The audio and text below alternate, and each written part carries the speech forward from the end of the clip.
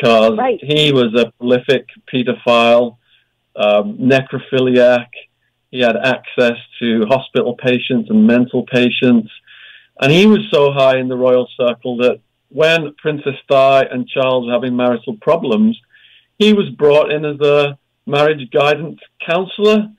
So, can you imagine? Virginia Roberts, yes, you've correctly given her credit for her absolute bravery. You know, the first case, the criminal case, was shut down. The sweetheart deal came. The victims were labeled prostitutes. So if you're labeling victims prostitutes, that makes them children. You know, worthless people whose testimonies won't be trusted in court. So I believe that this, you know, Epstein was just a small part of this massive elite network, and they realized they could protect him 10 years ago, but once everything resurfaced and it got completely out of control, he had to be sacrificed. And you mentioned, you know, Ghislaine's house in London was one of the locations that Andrew had sex with Virginia Roberts at. I believe she had sex with him 3 times.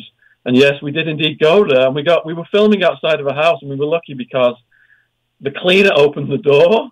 So we were able to poke our camera in and get an absolute video of the white banister, because Prince Andrew's PR machine had said that that photo was a fake.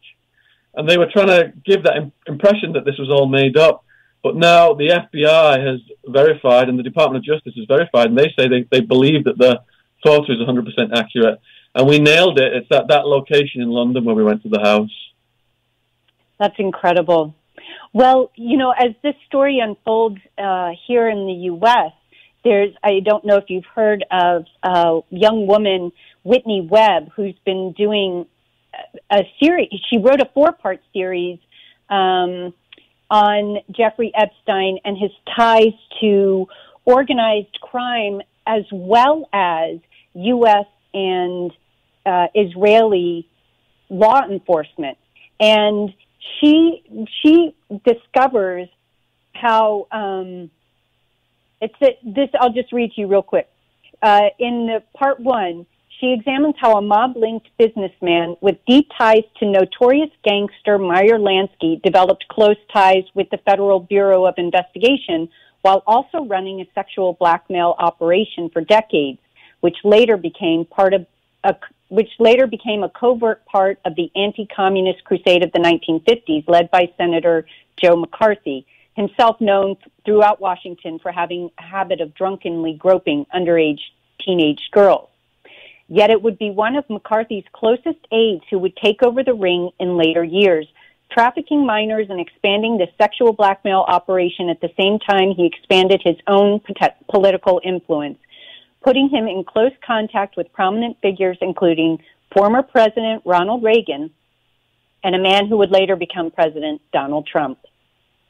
This is, you know, one of the things that's been uncovered here is that also through Whitney Webb's series is that, in fact, this home that Les Wexner just gave Jeffrey Epstein to occupy was already, and this is confirmed in a news article about the residence, it had in a bathroom under the stairs, leaded walls with a bank of monitors hidden inside a closet that were connected to every room in the house. And Jeffrey Epstein himself referred to working for the CIA back in the 1980s. And then this is later confirmed where, you know, Alexander Acosta, the then Attorney General in Florida that allowed this ridiculous plea deal, confirmed when he said on the record that he was told to back off, that Epstein belonged to intelligence. And that confirmation alone tells us that our intelligence agencies are not pursuing criminals. They're protecting these super predators. I mean, you mentioned Jimmy Savile and the probably thousands of children he abused. This is a guy who received, what is that medal? It's the highest medal the Queen can bestow. He got 3 of them. And then, you know, I was like, seriously. And so, you know, here we have Jeffrey Epstein being protected in the same way. And it is clear, the FBI came forward and said, we want to hear from other victims and get their stories, so we won't let this die. We know now that all they're doing is identifying previously unknown victims who need to be shut up. They have no intention of prosecuting any of this, and the FBI was corrupted with this kind of sexual blackmail operation back when Hoover got caught in a sexual relationship with a man. So the FBI is very much, and the CIA, directly tied into, these child sex trafficking operations used to ensnare the wealthy and powerful and blackmail them. It's horrifying to realize that, this isn't just some rogue folks. This is our entire, in the U.S. anyway, this is our entire federal law enforcement system. Is not only protecting these people, but also co-operating these networks. It's just shocking. Are you finding in London, from your perspective over there, do you see much of what is happening here in the U.S. and the way that all of this is playing out, or is the propaganda still so thick that it's hard to see? Well, I'm watching all the people who are keeping it going, like Whitney Webb and David Icke. I've interviewed David Icke, and he, for decades has been writing about these child sex traps being used by the intelligence agencies.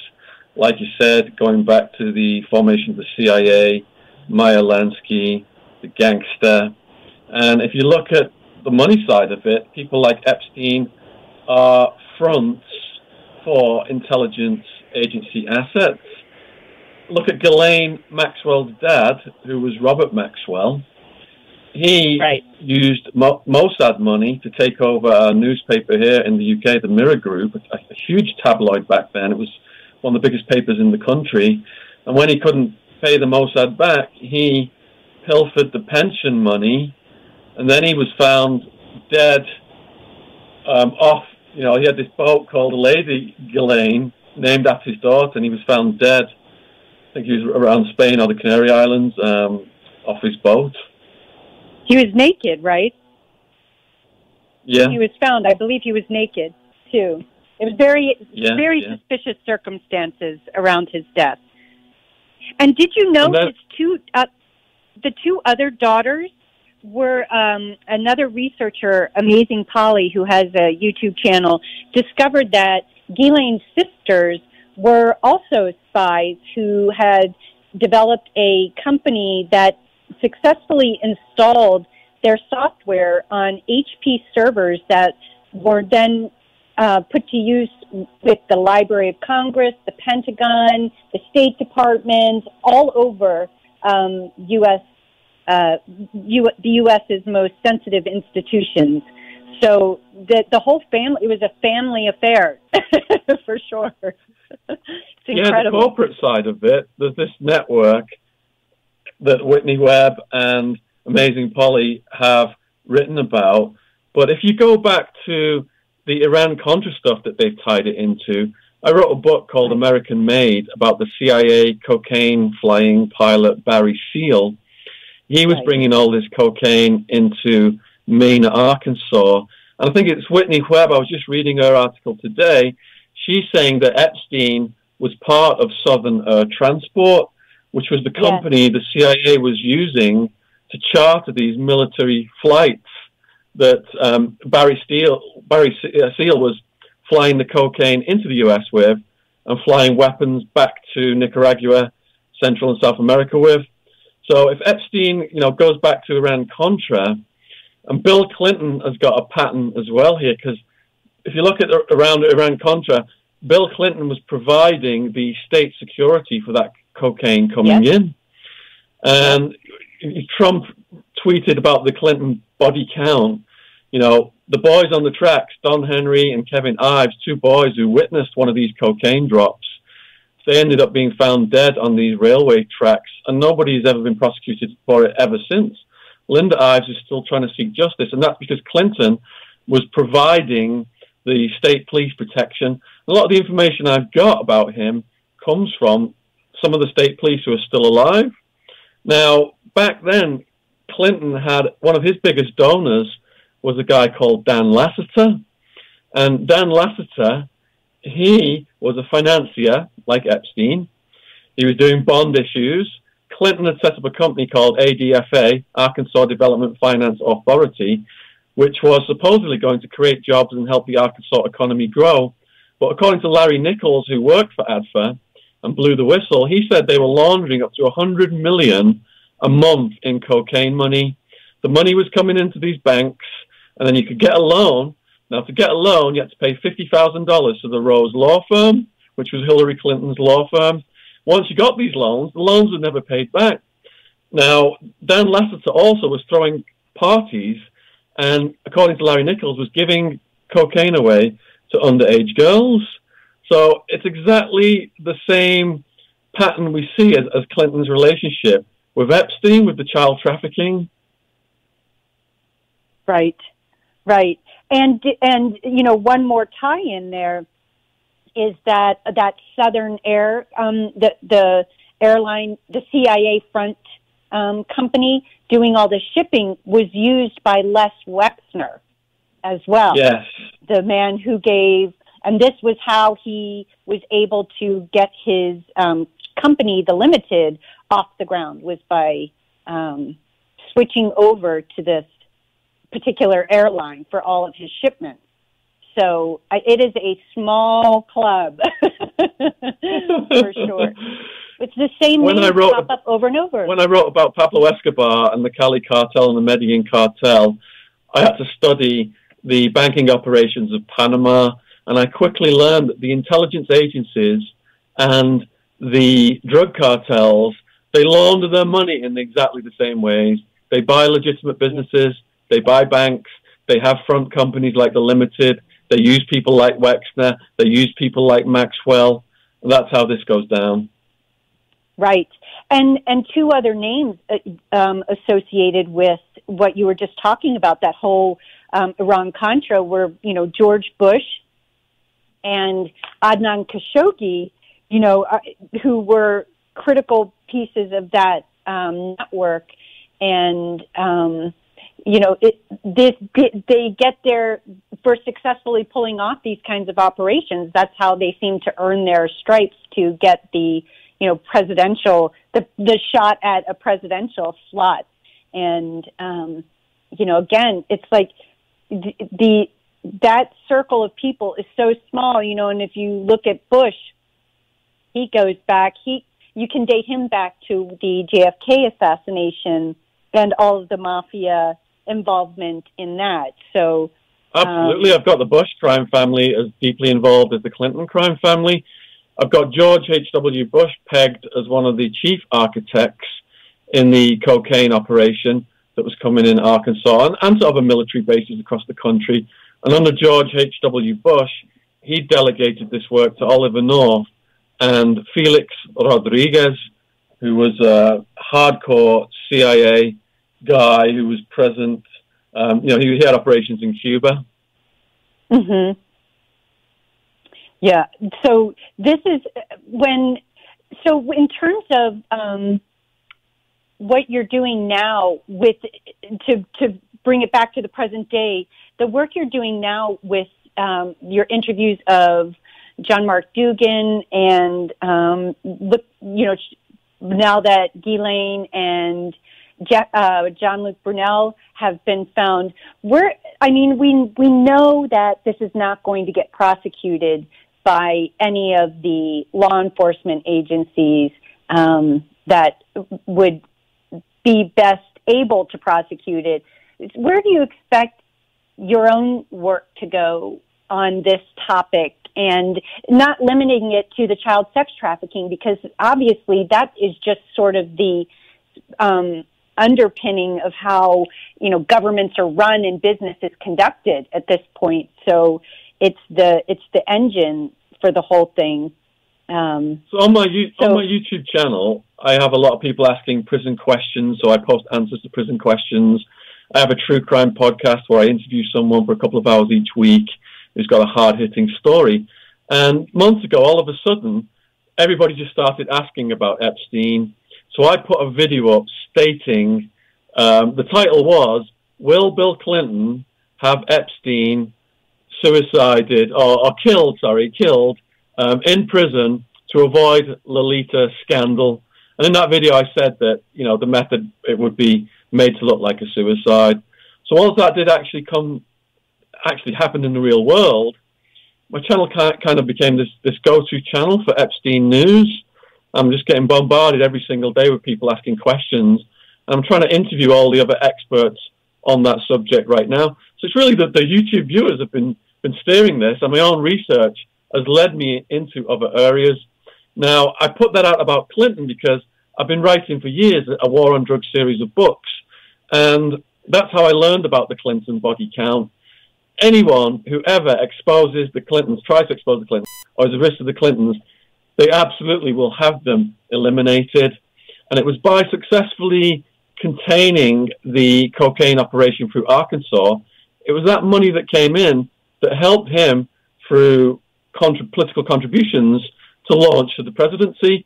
And he'd also shown the CIA and the other big people involved that he was a team player. So it was by facilitating that cocaine operation, which a lot of people died around. Multiple witnesses to the Boys on the Tracks case died, and Clinton had this medical examiner called Malik. And no matter how you had been killed, he would determine it. However, the authorities want them to determine it. So people who had been, he said one person had died from natural causes or ulcers in his stomach and something like that. And the person had been decapitated and stabbed and burned and all these other things. It just went on and on and on. So presently, for Christmas, I've got a book coming out. It's going to be called Clinton, Bush and CIA Conspiracies, from the Boys on the Tracks to Jeffrey Epstein. And the more research I'm doing on that right now, that's what I'm going to be putting the videos out on from here on out to Christmas, as well as the questions that are coming in on the channel. And it's absolutely fascinating, all the tentacles of where this stuff reaches.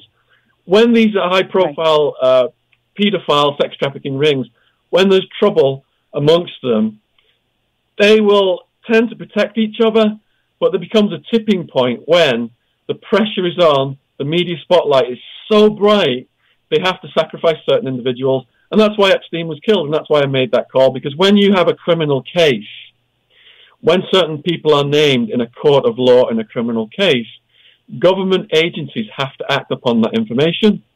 So by ending that criminal case, by his death, they stop that risk. Now, that's also why Ghislaine Maxwell and Jean-Luc Brunel are nowhere to be actually physically found. We suspect that they're in Brazil. John Mark Duggan said they've been geolocated there. It's not 100% confirmed. We suspect that. It's as if they had this getaway plan. But, if they were arrested, they would be in the exact same position as Epstein. They would then be the huge risk to this pedophile sex trafficking network. So they would be at risk of elimination as well. Right. Well, my own personal theory on Jeffrey Epstein was that he was not actually killed, but that he was snuck out. And who the hell knows? I'm only disagreeing for the, voicing that for the sake of discussion, because, how many times here in the U.S. we're constantly reminded of how, they can make someone look dead. You look at John F. Kennedy. This is another reason why I think he was still too valuable to them, and they knew he wouldn't squeal, but they just had to shut down the case. And the only way they could do that, as you said, was for him to wind up dead. And I think he's not dead because, for example, they brought in the same coroner who contradicted the Surgeon General report on John F. Kennedy's assassination. And I couldn't believe the guy was still alive. I'm like, that has got to be fake news. But it wasn't. He's in his 90s. The Surgeon General's report on John F. Kennedy's death was that he was struck by a bullet in the throat under the Adam's apple first, that came through the windshield, and then he was hit in the head from another direction, concluding that at least 2 shooters were involved. This is the Surgeon General. But this guy, the coroner, who was asked by the defense to come in and supervise the autopsy, was the same one who said, who signed off on an autopsy for John F. Kennedy, saying there was a single shooter, that his death was the result of that single gunshot wound to his head. So that just set off all kinds of alarm bells for me. And, we have no video, no funeral. Where's the fucking funeral? Then there's there's this one grainy picture that you can't really make out. And then meanwhile, we have the guy, Jean Carey just turns up dead, not 2 months before or a month before. And witnesses have been dying all along the way. I mean, and then we also know based on the records that, John Carey and all the other investigators involved were being directly threatened by individuals, and their families were being threatened. So, just for the sake of debate, that's sort of my take on what really happened, just because then it was the prosecution that moved to close the case with no further arrests planned. So that made it really obvious that they had bargained on this and that their goal was to shut it down altogether, not just on Jeffrey Epstein. So all those public statements about how we'll get to the bottom of this is just a lot of nonsense. They're all implicated. William Barr and numerous other members of Donald Trump's cabinet and administration were meeting with Jeffrey Epstein in July of 2008 when that deal was just getting wrapped up, the ridiculous plea deal. And they were meeting about the financial markets. And this was when Jeffrey Epstein was doing all of his machinations and setting up all these financial vehicles that were used to then swindle, tens of billions, if not hundreds of billions of dollars out of the markets when it crashed, not 2-3 months later. And that, that just seems to suggest to me that where they're always looking, they need a war, they need a financial crisis, that, something to get people to stop talking about this stuff. And, they couldn't pull off a war, it seemed, with Iran. They weren't getting anywhere, and Donald Trump needs to get reelected, so a financial crash would be a bad idea for his campaign. So this was their, plan C for getting people to shut up about it. I mean, the idea that the prosecution would move to close the case, they know who all these people are. It's in the 2008 proceedings. Everything was detailed. They named everybody. They already know. It's not like they need the evidence. They already have it all. That's the part that kills me. You touched on it earlier. The FBI is finding out who these victims are so that they can contain that information. So whenever there is an arrest at the Epstein level, which puts at risk people as powerful as Prince Andrew and the Clinton crime family, then every level of the investigation has to be controlled, whether that's the coroner, whether that's the detectives that are investigating it at the street level. They have to put their front men in. So you've got the coroner, like you said, the medical examiner. You've got William Barr, who has a history of covering up various intelligence agency-related operations. He worked for the CIA. He was deep. He's just basically a CIA front person who will steer everything in the direction that they want it. And it was his father that actually recruited Epstein to the exclusive school, the Dalton, in New York, that got him his first job before he was kicked out of the school. Right. He had no credentials whatsoever either for teaching. So how do you go from being a simple school teacher to being a billionaire? Right. Right. And no one can seem to identify how that came to be. And because Les Wexner was his only client on the books for many, many years, paying, incredible fees that suddenly dropped off at one point. And this was supposedly when Wexner broke off their arrangement, but Epstein still occupied that house, and there were never any charges brought against him.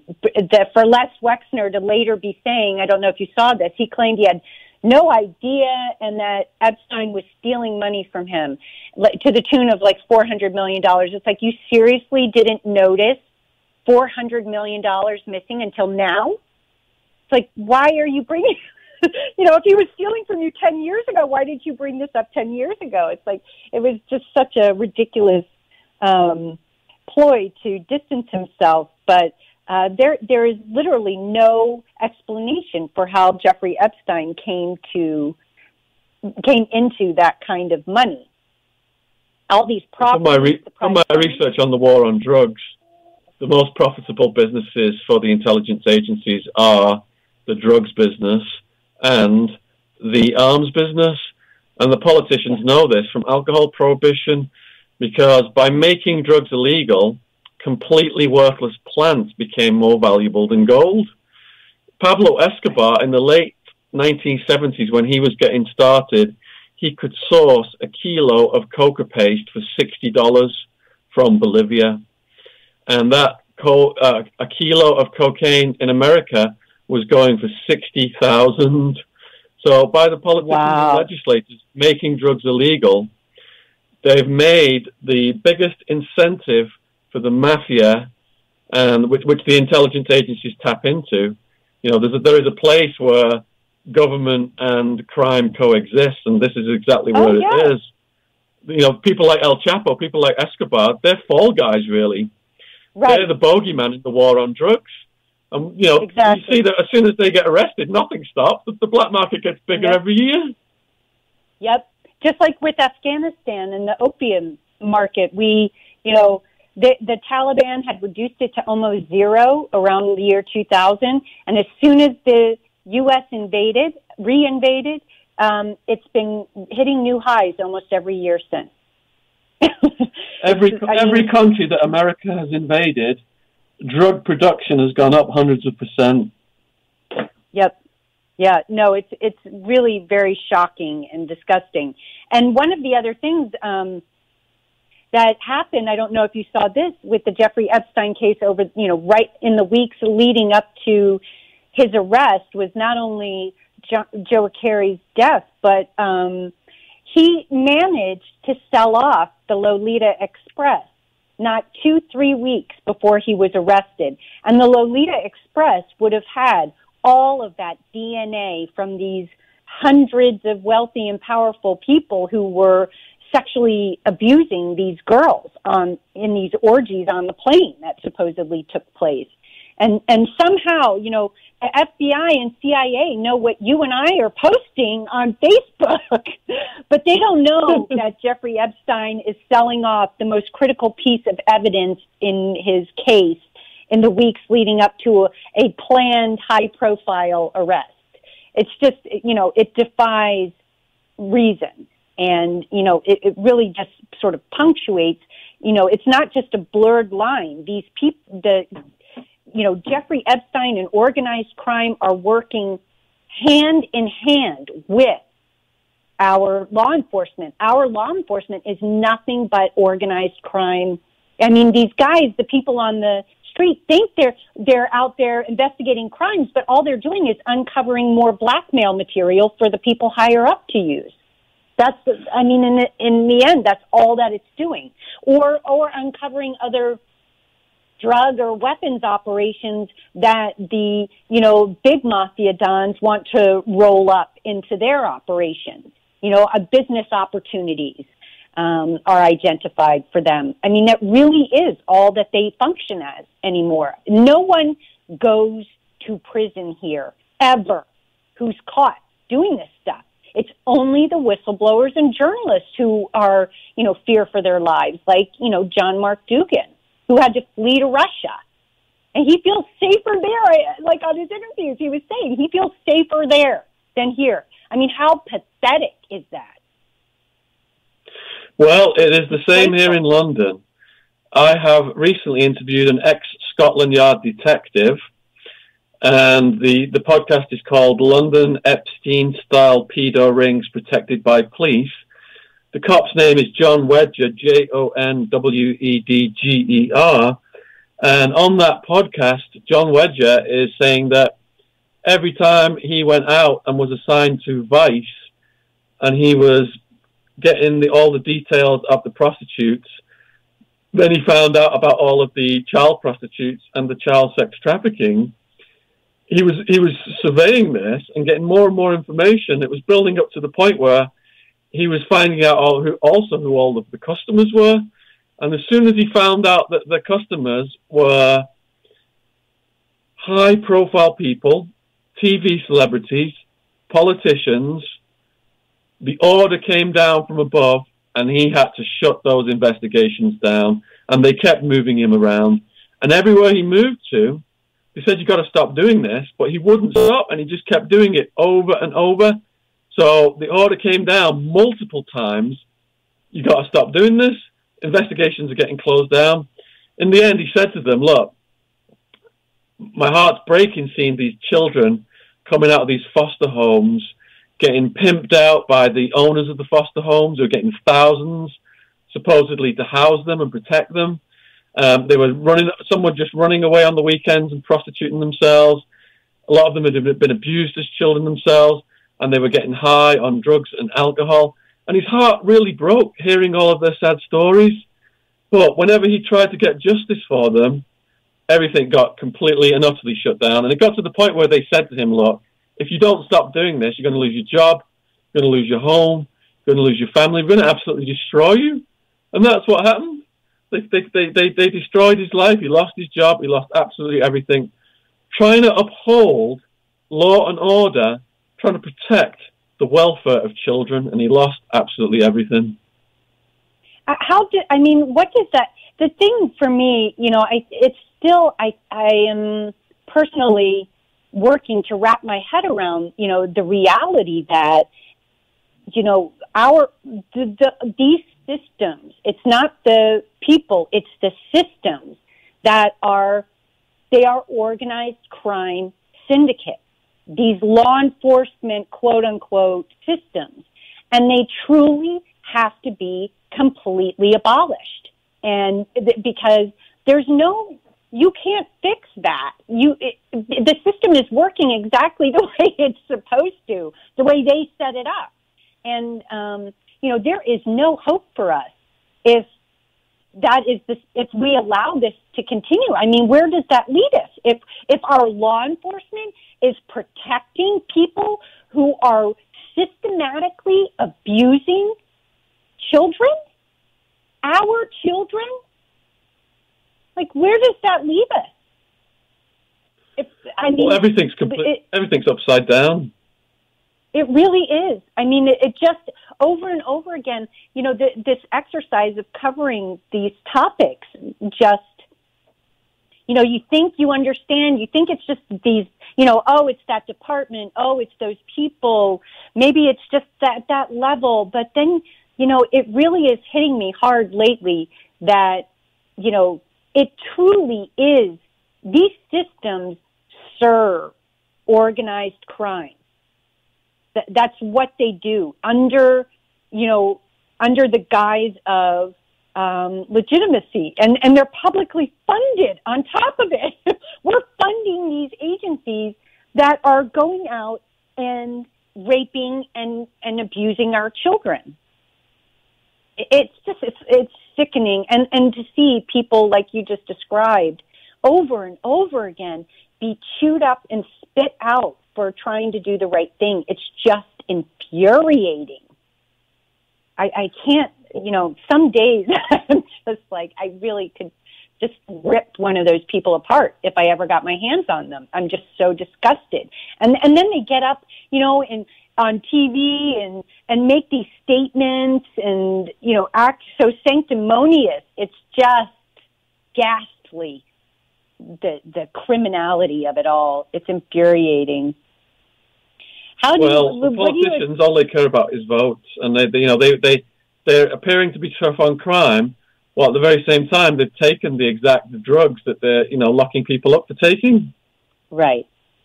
That's exactly right. And the other thing that has become abundantly clear, at least in the U.S., and I suspect this is the case probably in many other places, but here it is almost absolute, is that no one makes it into a federal level position unless they are corrupted. And so it's, even if you get good people at the top, they're so few and far between. The system is too big. They'll get crushed by it too. They make sure that only those who will help sustain it achieve positions of power. Well, that's what David Icke points out in the interview I did with him, and he said it's like a pyramid structure.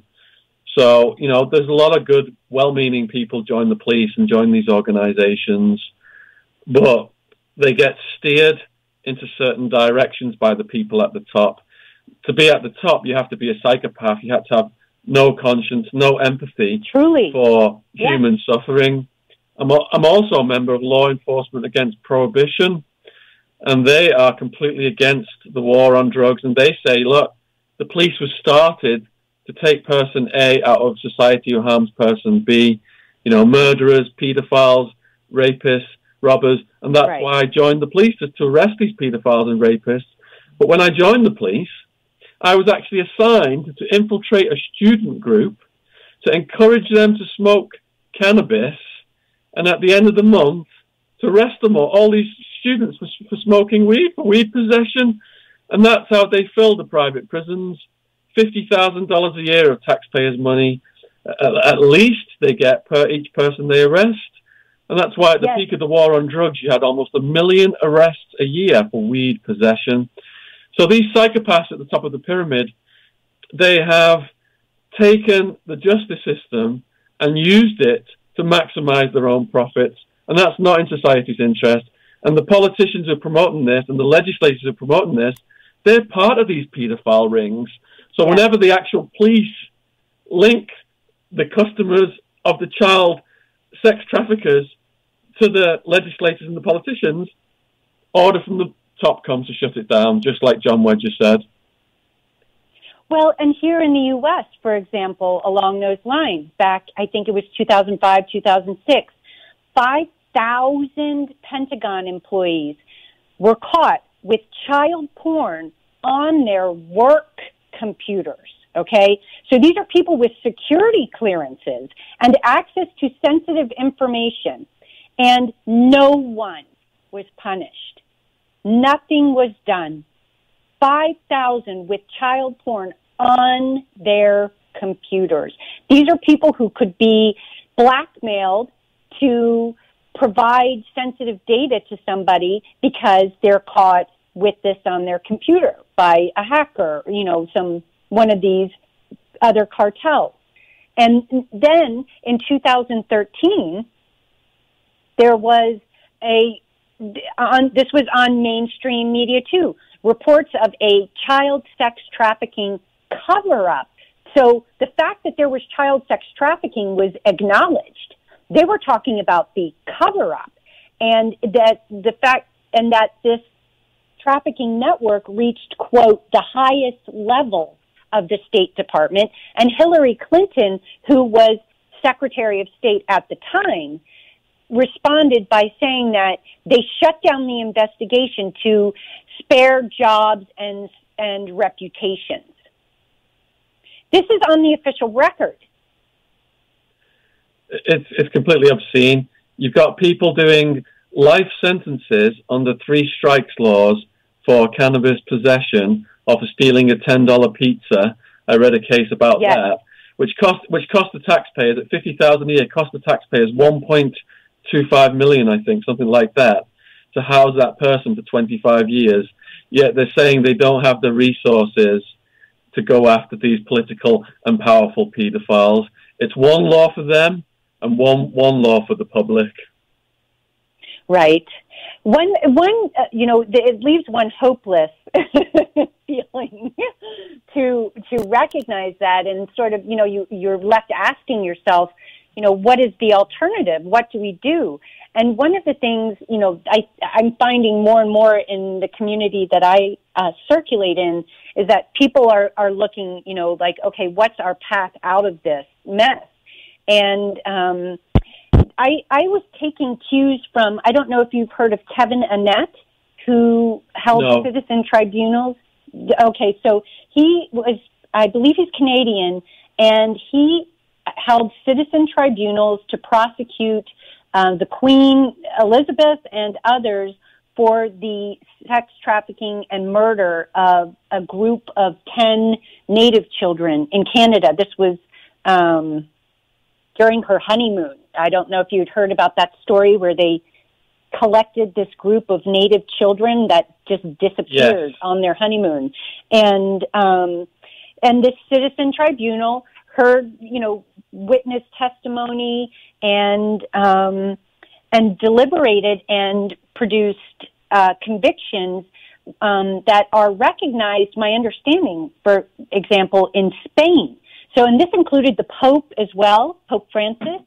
And so now, supposedly, should these folks go to Spain, they could be arrested. And it seemed to me that given the work that folks like you and Amazing Polly and Whitney Webb and everybody else are doing, this has brought us to the point where even the most skeptical people are now unable to deny this reality that, the Pizzagate debunkers.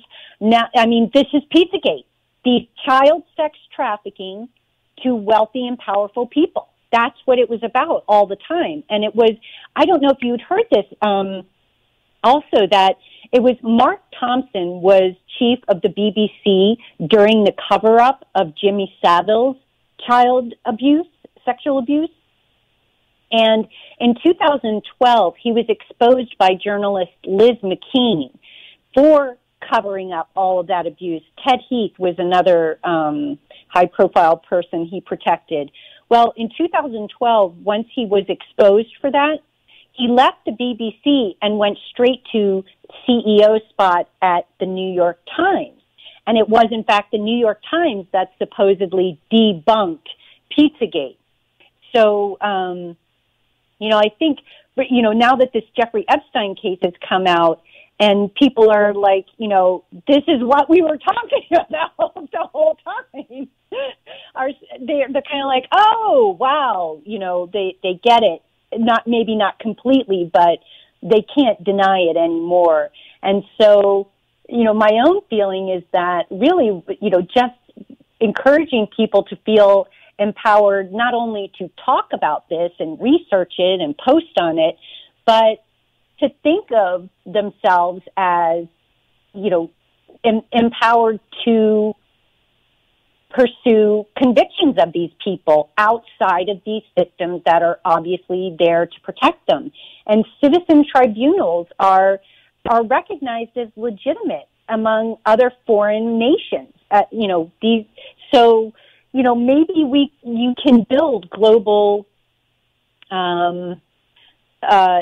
will to finally to jail these people, to put them in prison, where we can get the citizen tribunal convictions.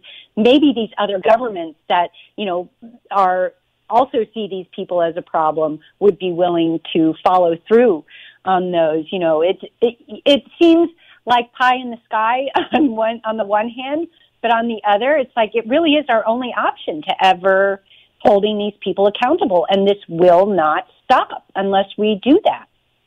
Clearly it won't stop. As you mentioned, Jeffrey Epstein is gone, but you can bet that those girls are still being trafficked. There's just a new face, the new face of the Jeffrey Epstein network.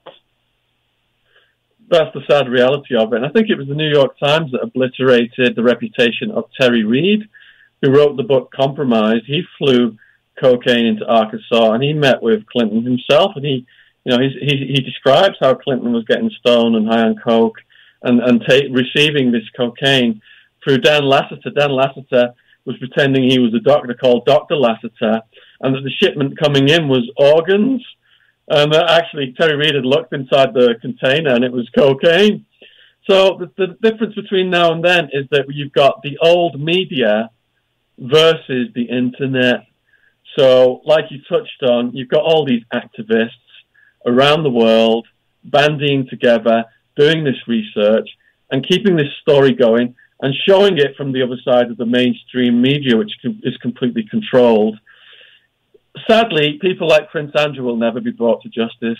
There are people in this world who are too powerful, and the very reason for elite deviance is that these people know that they can get away with anything.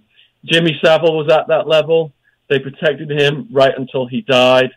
Andrew will be protected. Clinton will be protected.